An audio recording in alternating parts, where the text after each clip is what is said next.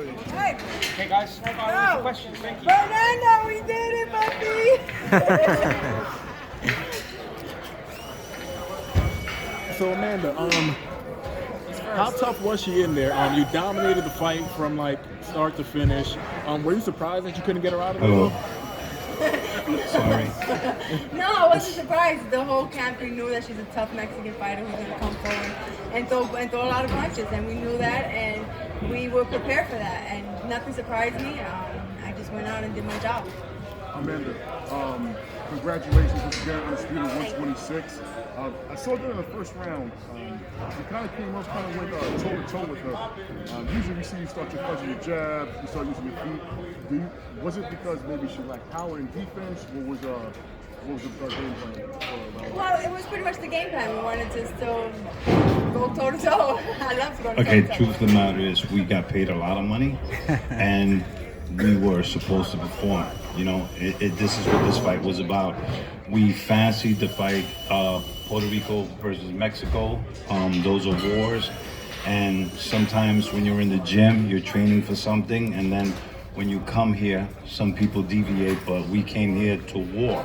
So, you know, we wanted to go to war the whole entire 10 rounds. You know, we didn't want to, you know, coast and adjust. We know what she was coming to do, and that was the game plan. The game plan was to earn the money that we got paid. And Amanda looked very comfortable in her counter punches. I mean, there were some rounds, I believe it was round 7, where she was throwing the 1-2 consistently, like 5 Yeah, 6 yeah. times. Did you hear my trainer saying it, Yeah, screaming in her 1-2. corner? Yeah, we found a home for it, and I thought, you know what, let's have a little bit of fun. But, you know, then in the 10th round, we were like, you know, go back to the center, bite down on your mouthpiece, and perform. It seemed like, you know, when you had the head clash, and she started bleeding, it seemed like, you know, she was so comfortable. It was like she wanted to keep seeing more blood come.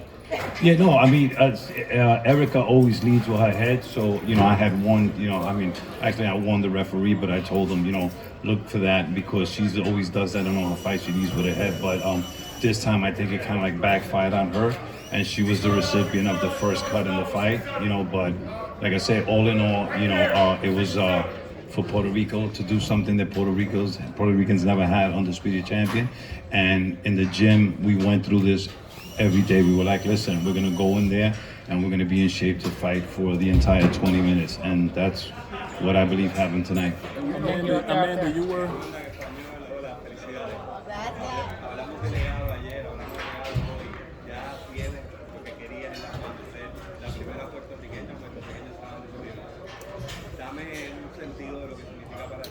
No, yo estoy súper contenta. Este es un sueño.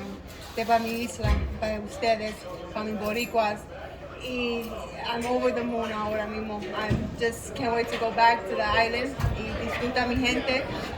Y soy contenta. Sí, no, estamos contentos porque, como habíamos hablado anterior, esto era para darle a Puerto Rico lo que nunca han tenido, y gracias a Dios la meta se dio, cumplimos con eso. Ya Puerto Rico ha tenido de todo, tú sabes.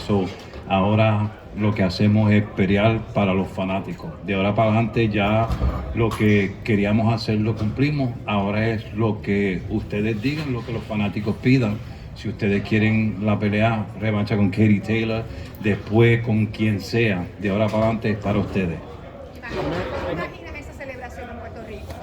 Ay, no sabes, pero I can't wait to go see. ¿Esperas una caravana como la de Rico? I hope so. Yeah. That'd be nice.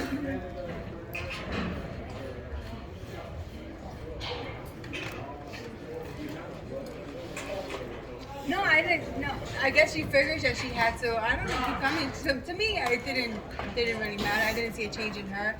I mean, yeah, it wasn't nothing. Amanda, you were... But let me tell you something, Michael.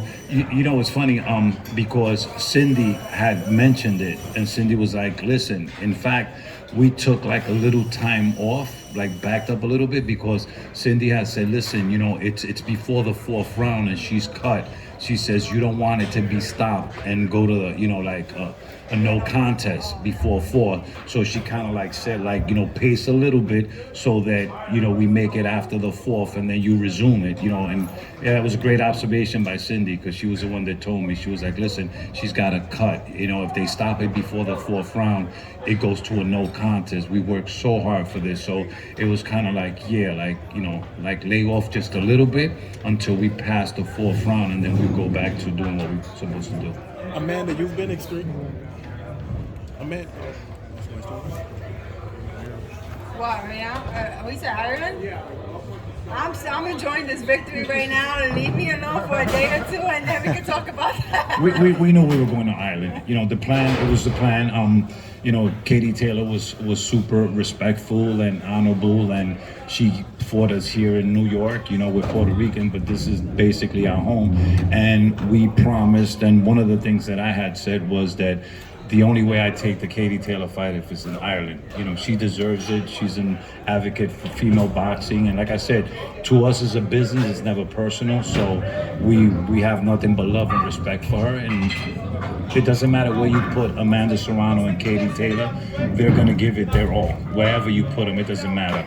If she beats Katie Taylor in a rematch, what's next for Amanda Serrano? Like, seven whatever classes. The fans want. I mean, we've accomplished everything that we had set out to do as a team, and now it's just to honor our fans and give them what they want. So if they want us to fight Butterbean, then we're gonna call them up and fight them. Can we say she's the greatest woman of all time? I mean, for her accolades. I mean, you can say whatever you want to say. It doesn't sound good when we say it ourselves, but I like to believe that Amanda's one of the 3 top women in the world. So yeah, I'll take that, but never say that we're the best, because there's other great women out there. We're one of. Thank you.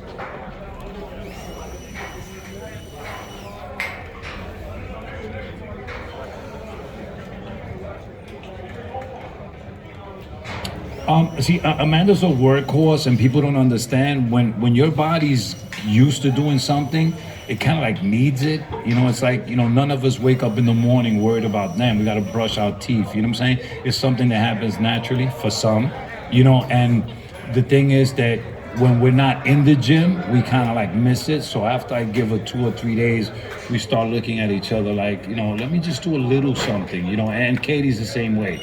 Katie was in the gym. I understand she was in the gym that Monday after the fight with Amanda.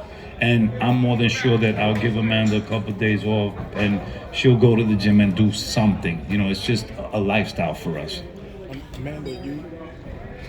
Well, we won't start training hard. I like to say maybe like the second week of March. She's in great shape. She just went hard 10 rounds. So we're not going to lose that in the next 2 or 3 weeks. So by the second week of March, we'll start, our Katie Taylor fight camp. Amanda, can you just speak on the wave of emotion that came over you when you heard for the first time that you're undisputed, and just talk about just being here in front of basically a home crowd for the second time now, and just how they responded and reacted to just your performance overall? Yeah, wasn't the crowd amazing? It was super cool. That's why I love the Hulu Theater, I mean, back at the Big Garden with the Katie Taylor fight, the fans were amazing. But here, it's more intimate, so I felt like I was celebrating with them. But throughout the whole camp, I manifested, I thought of it, and I was so emotional because I'm such a proud Puerto Rican, and to give back that to my island really, really touched me, and really, I do everything for my island, so I had to be the happiest up there then when they announced my name. Amanda, not trying to like, shove you out the door or anything like that, but you've accomplished literally everything compared to like men as well. You're like fucking terrific. So we should quit? Not saying that, but what I'm saying is that, if you beat Katie Taylor, and it's kind of like there's not really a lot left for you to do, pretty much. Like, you've done everything. Would you kind of look at that moment and say, all right, I'm just going to retire on top and just leave the sport? Or you just want to keep on going? That's a hard question, man, because when you think about it, Katie could have done that herself. Katie could have sat on the win and said, hey, listen, I just beat Amanda Serrano. Let me just leave on top. But, fighting, like I said, is internal and is a lifestyle. And you know, it's hard to tell a fighter like to hang it up. You know what I'm saying? I mean, I still bump into former world champions that are way past their prime, and the first thing that comes out of their mouth is, "I could still do this. I think I could beat that guy. I could beat the other guy." You know, it's something that's internal. You know, sometimes we as trainers and managers, we have to, you know, pull the plug for them because fighters don't quit, man. Amanda, would you agree with that, or? Yes, but once I say I'm retired, I'm done. I'm not gonna retire for a little while and come back. But yeah, no, I mean definitely the rematch with Katie Taylor, and then we have the trilogy.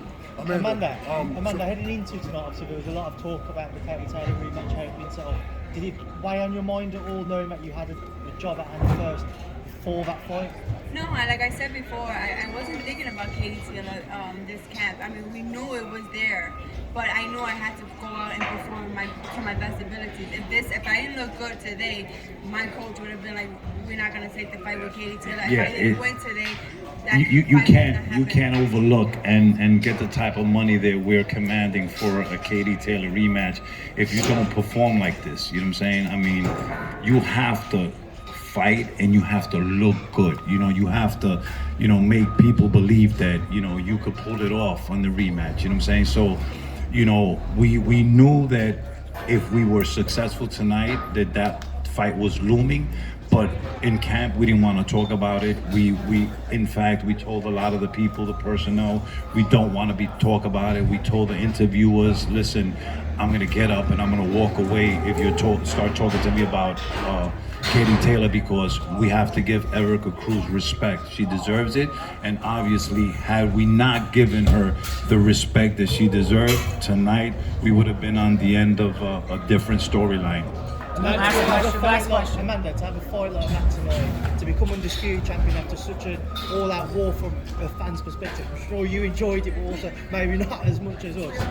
Is that the perfect way for you to be crowned the undisputed queen of the division? Definitely, I wouldn't ask for it in any other way. A Mexican champion beating the champion and taking her belt home with me to become undisputed.